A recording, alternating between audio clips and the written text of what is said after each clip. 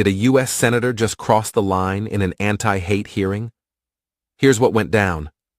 During a heated exchange at a congressional hearing on hate crimes, Senator John Kennedy questioned Maya Berry, a prominent Arab American leader, about her stance on terrorist groups like Hamas and Hezbollah.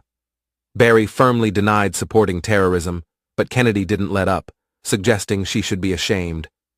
The White House quickly fired back, calling Kennedy's remarks shameful and abusive. This incident is a prime... Berry, you are the executive director of the Arab American Institute, is that correct? Correct, sir. Okay. And according to your website, you're also, I'm going to quote here, a longtime Democratic Party activist who served as a member of the 2016 Democratic National Convention's Platform Standing Committee, close quote. Is that correct? That's correct. Okay. You support Hamas, do you not?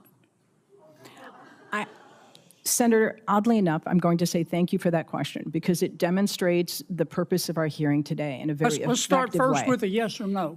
Hamas is a foreign terrorist organization that I do not support, but you asking the executive director of the Arab American Institute that question very much puts the focus on the issue of hate in our country. Well, I got your answer, and I appreciate it. What is the, you support Hezbollah too, don't you? Again, I find this line of questioning extraordinarily disappointing, Is that Senator. No?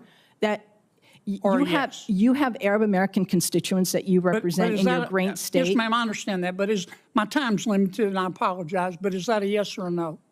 Yes or no question to do I support Hezbollah? The answer is I don't support violence, whether it's Hezbollah, Hamas, or any other entity that invokes it. You can't bring yourself to say no, can you? No, I can say no. I can say yes. But what I can say is your line of questioning. Do you support or oppose Iran and their hatred of Jews?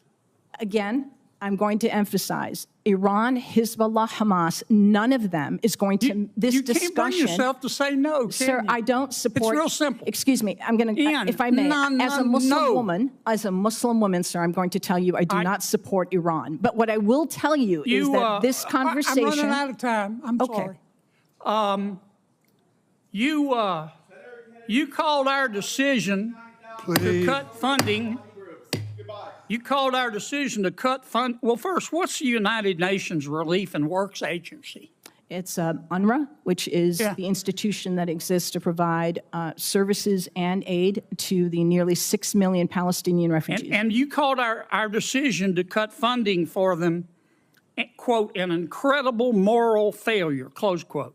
That is absolutely correct. But again, I would suggest that conversation is about foreign policy. We did that because 9 UNRWA staff members were fired for actually helping Hamas on October 7th. Isn't that the case?